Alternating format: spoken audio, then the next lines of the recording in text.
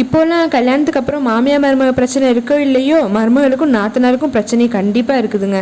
இதுக்கு முக்கிய காரணமே, கல்யாணம் முடிச்சு நான் வேறு வீட்டுக்கு போயிட்டாலும் என் அம்மா வீடு என் வீடு, நான் என்னோட ஃபுல் ரைட்ஸை அங்கே செலுத்துவேன் அப்படின்னு நாத்தனாருங்க நினைக்கிறதும், கல்யாணம் முடிச்சு மருமக வீட்டுக்குள்ளே வந்தோட்டு நான் வந்துட்டேன், இது என்னோட வீடு, நான் தான் இங்கே ஃபுல் அதிகாரமாக பண்ணுவேன், கல்யாணம் முடிச்சுட்டு வேறு வீட்டுக்கு போயிட்டு நாத்தனாருக்கு எந்த ரைட்ஸும் இல்லை, இப்படி போட்டியில் தாங்க பிரச்சனை வருது. ஸோ 2 பேருமே இந்த மாதிரி போட்டி போடாமல், நாத்தனார் அவங்க வீட்டையும் மருமகள் கல்யாணம் முடிச்சு போனால் அவங்க வீட்டையும்னு சொல்லிட்டு அவங்கவுங்க வீடு வாழ்க்கை டெசிஷன் அப்படின்னு சொல்லி நீங்கள் உங்கள் வாழ்க்கையில் உங்கள் முடிவை நீங்கள் எடுத்துகிட்டு இருந்தீங்கன்னு வைங்களேன், எந்த பிரச்சனையுமே வராது.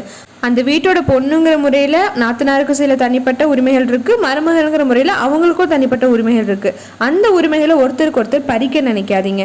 நம்ம கல்யாணம் முடிஞ்சு ஒரு வீட்டுக்கு புதுசாக போகையில் என்ன எதிர்பார்ப்பு இருக்குமோ அதே எதிர்பார்ப்பு தான் நம்ம வீட்டுக்கு கல்யாணமாகி வர பொண்ணுக்கும் இருக்கும்னு மனசில் வச்சுக்கோங்க. அப்போது எந்த பிரச்சனையும் வராது.